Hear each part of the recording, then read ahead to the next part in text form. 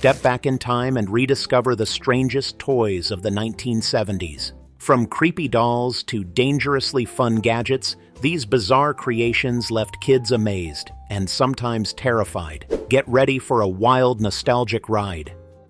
If there was ever a toy that could haunt a child's dreams, it was Baby Laugh-A-Lot, a battery-operated doll released by Remco in the 1970s. It was marketed as a fun, cheerful doll that would bring endless joy with her infectious laughter. Instead, what parents got was pure nightmare fuel. When activated, Baby Laugh-A-Lot tilted her head back and let out an unsettling, robotic cackle. But the true horror began when the batteries started to drain. As the power weakened, the cheerful giggle slowed down into a deep, menacing chuckle, almost like something out of a horror movie. Parents reported hearing the doll laugh by itself in the middle of the night, sending chills through their homes. The TV commercial didn't help either. It featured wide-eyed children laughing hysterically alongside the doll, making it feel even more sinister. Why did anyone think this was a good idea? Today, Baby Laugh-A-Lot is a sought-after collector's item, but few who owned one as kids would ever want to relive the experience.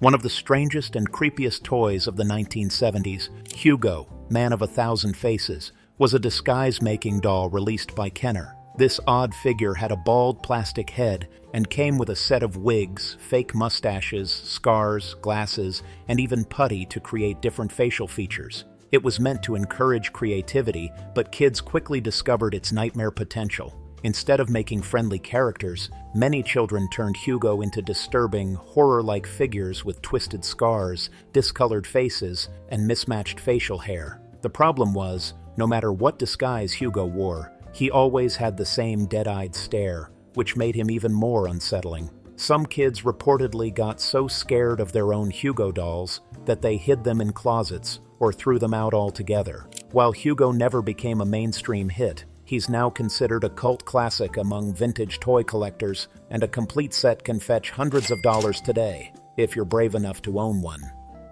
One of the most iconic and terrifying mechanical toys of all time, Jolly Chimp was a cymbal-clashing monkey that has since been featured in horror movies, creepy YouTube videos, and unsettling GIFs. Originally designed as a fun, playful toy, this battery-operated monkey would bang its cymbals together, open and close its mouth, and sometimes flash its glowing red eyes. Sounds harmless, right? Not exactly. The jerky, unnatural movements, combined with the stiff, unblinking stare, made Jolly Chimp deeply unsettling to both kids and adults. Some children even reported that their Jolly Chimps would activate on their own, terrifying them in the middle of the night. The toy became so infamous that it inspired creepy depictions in movies like Toy Story 3 and The Devil's Gift. Despite its eerie reputation, Jolly Chimp remains one of the most recognizable vintage toys. If you ever come across one, be careful. Some swear they move even when the batteries are removed. But if you thought a mechanical monkey with glowing red eyes was creepy, wait until you hear about the Barbie doll that grew breasts before your eyes. One of the most controversial dolls of the 1970s, Growing Up Skipper, was introduced by Mattel in 1975 as a way to simulate a young girl growing into a teenager. The gimmick? When you twisted Skipper's arm, she grew taller and developed breasts. The clicking transformation mechanism was meant to educate kids about puberty, but it quickly became one of Mattel's most criticized toys. Many parents found the idea highly inappropriate, questioning whether a doll that mimicked physical development was really necessary. The toy was marketed with the slogan, "She grows up, just like you." But many kids found the sudden mechanical puberty weird and unsettling. Critics mocked the toy, saying it was a bizarre way to introduce kids to adolescence. While Mattel quietly discontinued Growing Up Skipper, it remains one of the most infamous Barbie-related dolls ever made. Today, original boxed versions are highly collectible, but most people remember it for being one of the most questionable toy concepts of all time. What happens when you mix giant robots, spring-loaded weapons, and zero safety regulations? In the 1970s, giant robots were all the rage, and Mattel's Shogun Warriors were among the biggest and most exciting toys of the decade. These massive 2-foot-tall robot action figures were based on popular Japanese mechas, featuring bright colors, samurai-style armor, and built-in weapons. But what really made them stand out, and made parents nervous were the spring-loaded missile launchers and removable fists that could fire across the room. Kids loved the battle-ready design, but the flying projectiles quickly became a safety hazard. Many children and unsuspecting parents suffered minor injuries from getting hit in the face by fast-flying plastic rockets. One particular model had missiles so powerful they could dent walls, prompting concerns about choking hazards and eye injuries. Eventually, toy safety regulations became stricter, and many of these dangerous features were toned down or banned. Today, original Shogun Warriors are highly prized collectibles, but they remain a symbol of the wild, rule-breaking era of 1970s toy design. Ventriloquist dolls were intended to be educational and entertaining, but many kids knew better. These things were downright terrifying. In the 1970s, toy companies released cloth ventriloquist dummies with moving mouths and glassy, lifeless eyes. Popular models included Charlie McCarthy and Howdy Doody, both of which were supposed to help children learn the art of ventriloquism. But instead of becoming mini comedians, many kids simply became afraid of their dolls. The combination of stiff, rubbery faces, mechanically operated mouths, and blank stares that seemed to follow you around the room made these toys feel like they were watching you, even when you weren't playing with them. Parents reported finding ventriloquist dolls hidden away in closets, sometimes placed facing the wall because kids were too scared to look at them. While ventriloquist dolls remain popular among collectors, the 1970s versions are infamous for their eerie presence, so much so that they've inspired countless horror movie villains. The Skinny Bones family was a bizarre toy line from the 1970s that looked like someone took a stick figure drawing and brought it to life. Instead of chubby, rounded dolls, the Skinny Bones figures were long-limbed, skeletal, and unnervingly thin, with joints that clicked and clacked when moved. Marketed as a fun, posable family, the Skinny Bones toys had oversized heads, wiry bodies, and bendable limbs, making them look more like creepy marionettes than traditional dolls. Kids were supposed to play with them like any other dolls, but many found them too strange to love. Instead of becoming a hit, the Skinny Bones family became known for their eerie, haunted house aesthetic, often compared to wooden puppets or possessed mannequins. The toys were eventually discontinued, but today, collectors seek them out as one of the weirdest doll lines of the decade. If you ever see one in a flea market, just know that you're not alone if it gives you chills. But not all strange toys looked scary. Some were just outright dangerous. And nothing was riskier than a toy that let kids blow up their own plastic bubbles while inhaling toxic fumes. In the 1970s, kids were unknowingly playing with toxic fumes thanks to super elastic bubble plastic, a toy that allowed them to create plastic bubbles by squeezing out a tube of chemical goop, placing it on a straw, and blowing into it. The colorful bubbles looked cool and lasted longer than soap bubbles, but there was a major downside: the smell. The strong chemical odor was from polyvinyl acetate and acetone, both of which released toxic vapors when kids inhaled them. Parents soon realized that every bubble-blowing session meant kids were breathing in dangerous fumes. Some children even complained of headaches and dizziness after extended play. Despite this, many kids loved it, ignoring the warning labels because it was fun to create plastic balloons that didn't pop as easily as traditional bubbles. Eventually, concerns over chemical safety led to stricter toy regulations, and products like super elastic bubble plastic were phased out. However, it remains one of the most infamous hazardous toys of the 1970s. Released by Mattel, Milky the Marvelous Milking Cow was meant to be an educational farm toy, allowing kids to milk a cow just like real farmers. The toy had a rubber udder that could be filled with water mixed with a special milk powder. Kids would pump Milky's tail and liquid would come out, simulating real milking. While the concept seemed cute, the execution was downright questionable. The rubber udders trapped moisture, leading to a horrible sour smell if the toy wasn't cleaned properly. Many parents also complained that the milk quickly turned into a sticky, bacteria-filled mess, making the cleanup process a nightmare. Some kids found the entire experience unsettling, as squeezing rubber udders felt oddly realistic and gross. Though Milky had a short-lived run, it's still remembered as one of Mattel's strangest creations. Today, finding one in good condition is rare. Many ended up discarded after parents got tired of the cleanup process. What kind of action figure comes with a built-in knife? One of the most unusual action figures ever made, the J.J. Arms action figure, was based on a real-life private investigator named J.J. Arms, who lost both hands in an accident and replaced them with prosthetic hook hands.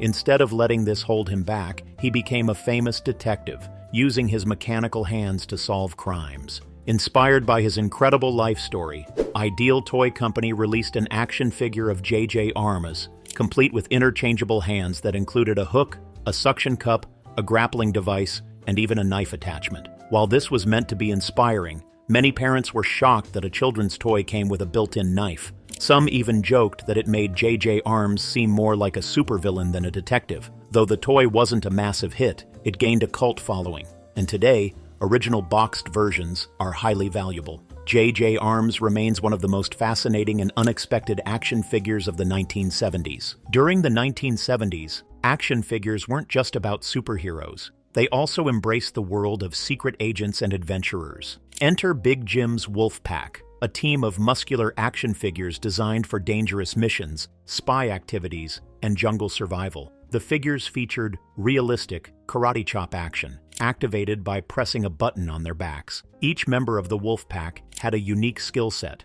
from martial arts expertise to sharpshooting abilities, but what truly made them strange was their questionable fashion choices. Many of the figures came dressed in tight-fitting shorts, sleeveless vests, and sometimes even leather accessories, making them look more like glam rockers than elite fighters. Despite their unusual appearance, the Wolfpack was surprisingly popular, competing against the likes of G.I. Joe. However, the over-the-top outfits and exaggerated action moves made them stand out as one of the strangest action figure lines of the decade. Today, collectors seek out these oddball figures, valuing them as quirky relics of 1970s toy culture. But while Big Jim's Wolfpack focused on action and adventure, another figure took things in an entirely different direction by showing kids his internal organs and letting them perform pretend surgery.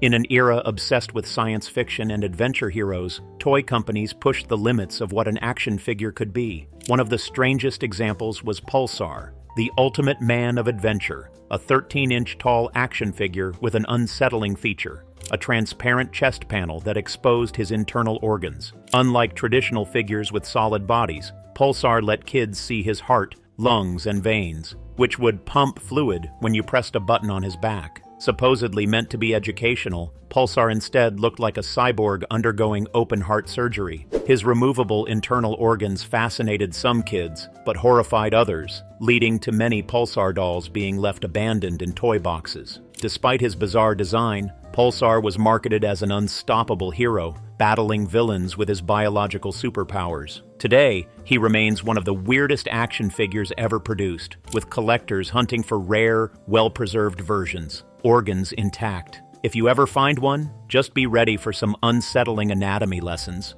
If Pulsar wasn't weird enough, his nemesis, Hypnos, took things to an even stranger level. Instead of showcasing exposed internal organs, Hypnos had a massive hypnotic spinning wheel inside his head. Turn the wheel, and his face would change expressions, supposedly mesmerizing his enemies into submission. Hypnos was designed as the ultimate master of mind control, able to bend others to his will with his mysterious abilities. The problem? His design made him look less like a villain and more like a malfunctioning toy. The spinning face often got stuck, and the expressions didn't always change properly, leading to unintended goofy faces rather than intimidating ones. The concept of a villain whose main power was hypnotizing people through a weird mechanical head feature was already strange, but combined with his awkwardly bulky body, Hypnos never gained the popularity of other 1970s villains. However, collectors today love his bizarre look, making him a highly sought-after oddity from the era. The 1975 film Jaws terrified audiences and made people afraid to go near the water. So naturally, someone thought it would be a great idea for a kids' board game. Released by Ideal, the Jaws board game put players in the role of brave divers trying to retrieve items from inside a plastic shark's mouth. The twist?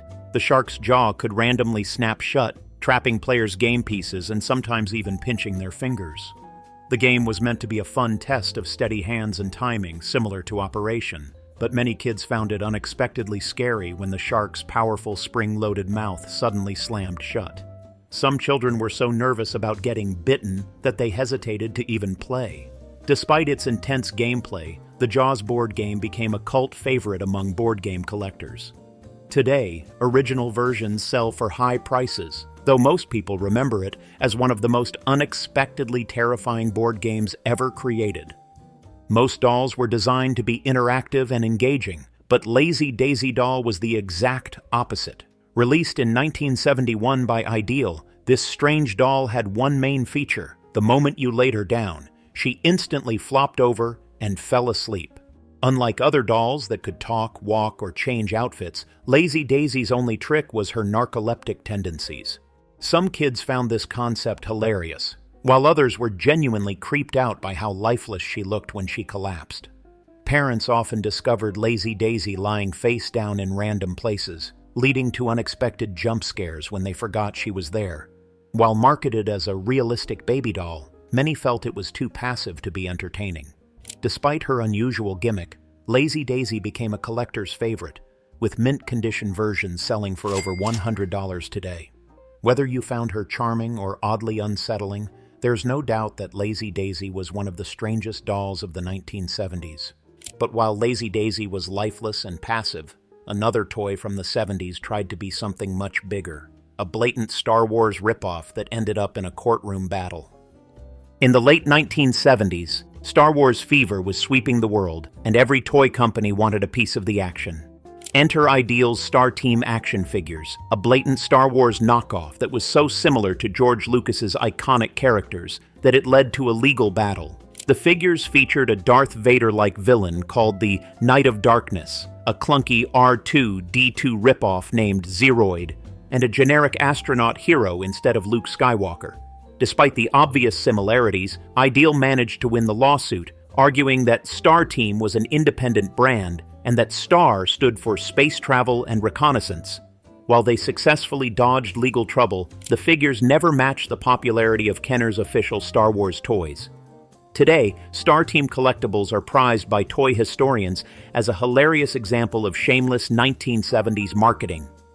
Though the line was short-lived, it remains one of the most infamous attempts to cash in on a pop culture phenomenon, and proof that Lucasfilm had to fight to protect its galaxy far, far away. In 1978, Hasbro attempted to create the next Twister-like party game, but instead of contorting players' bodies, great moves forced them to draw while being tangled up. The game involved strapping markers to different body parts, like arms, legs, or even heads, and then trying to draw recognizable pictures, while another player wore a small whiteboard. The idea was that players would work together to create collaborative art, but in reality, the results were often bizarre, unrecognizable scribbles. The game became a chaotic mess as players struggled to control their movements, and many parents quickly regretted allowing kids to play with markers attached to their limbs. Some drawings turned out unintentionally suggestive, while others were just hilarious disasters. Hasbro quietly pulled the game from shelves after a short run, and today, it's mostly remembered as a failed experiment in party gaming. If you ever find one at a flea market, just remember, combining permanent markers and uncontrollable movements is never a good idea. In the 1970s, kids didn't just play with bugs, they made their own using the Creepy Crawlers machine. This dangerous but beloved toy let kids create rubbery, colorful insects by pouring a chemical substance called plastigoop into metal molds, which were then heated up in a mini oven. The result? Soft, bendable bugs that could be used for pranks or decorations. While the concept was undeniably fun, the execution was a safety hazard waiting to happen. The machine got extremely hot, often burning kids' fingers when they tried to remove their creations too soon. The plastigoop itself had a strong chemical smell, and some worried about toxic fumes filling the room. Despite the risks, kids loved cooking up their own creepy creatures, and many refused to follow safety warnings. The toy was eventually redesigned to be safer, but the original 1970s models remain collectible. For those who grew up with one, burnt fingers were just part of the price of fun. In contrast to the glitzy, fashion-focused Barbie dolls, Mattel introduced the Sunshine family in the 1970s as a more wholesome, back-to-nature alternative. Instead of dressing in high-fashion outfits, The Sunshine family, Steve, Steffi, and Baby Sweets, wore simple clothes, lived in a small house, and even ran their own craft store. These dolls embodied the hippie, do-it-yourself spirit of the decade, promoting family values, handmade goods, and self-sufficiency. Kids could even buy expansion sets that included a van for their homemade crafts, a farm, and a treehouse. While some children loved the DIY lifestyle of the Sunshine family, others found them boring compared to Barbie's glamorous world. Their plain design and simple expressions made them seem less exciting, and eventually, sales declined. Today, the Sunshine family is considered a cult classic among vintage toy collectors, with mint-condition sets selling for hundreds of dollars. Though they never reached Barbie's level of fame, they remain a unique relic of the 1970s back-to-basics movement. But while the Sunshine family encouraged simple, slow living, another 1970s toy was all about bouncing forward in the most awkward way possible. A giant, grinning, rideable worm that had kids hopping everywhere.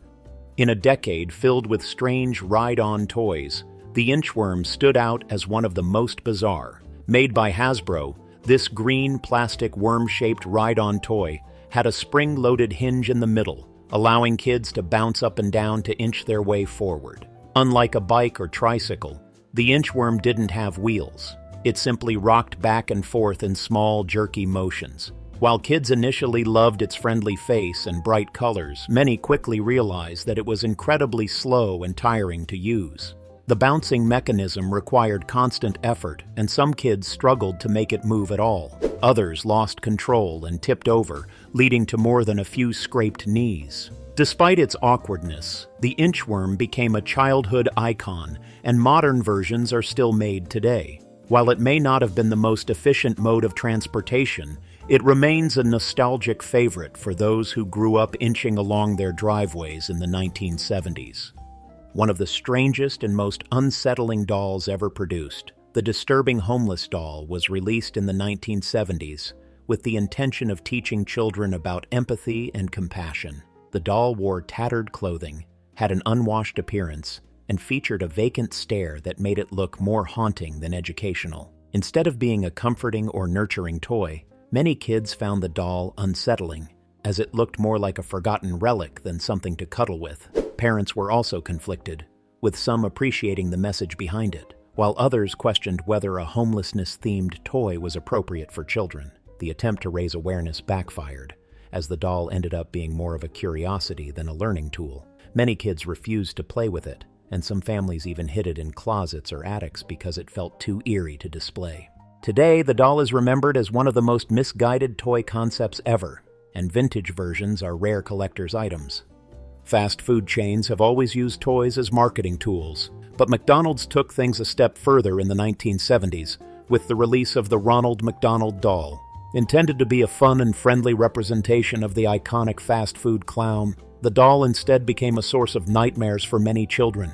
With its bright red hair, exaggerated painted-on smile, and wide, staring eyes, the Ronald McDonald doll had an uncanny presence that felt more sinister than playful. The fact that it never stopped smiling made it even creepier, especially when left alone in a dark room. Some kids reported waking up at night and feeling like the doll's eyes were following them. Despite this, the toy was widely distributed and remains a sought-after collector's item today. While McDonald's has since moved on to other toy promotions, the creepy legacy of the Ronald McDonald doll still lingers. For many, it remains one of the most unintentionally frightening fast food toys ever made. But while Ronald McDonald watched kids from the corner of their rooms, another 1970s toy took to the skies, an ambitious but hard-to-control helicopter toy that sent kids on unexpected crash landings. In an era when remote-controlled vehicles were still a novelty, the Vertibird stood out as a unique and fascinating toy. This helicopter toy, released by Mattel in the 1970s, featured a wired control system that allowed kids to make the small plastic helicopter take off, land, and fly around a circular base. It felt incredibly advanced for the time, and many children loved the challenge of mastering the delicate controls. However, the Vertibird was not the easiest toy to operate. It required precision, patience, and just the right touch to keep it from crashing into furniture, walls, or pets. Many parents grew frustrated with how often the helicopter ended up slamming into things rather than smoothly landing. Some models even had rotor blades that could cause small injuries if misused. Despite its quirky mechanics, the Vertibird developed a cult following, and vintage versions are highly valuable today. While it was one of the coolest toys of its time, it was also one of the hardest to control. I hope you enjoyed this trip back to the strangest toys of the 1970s. Which ones did you recognize? Did any bring back memories? Let us know in the comments. Until next time.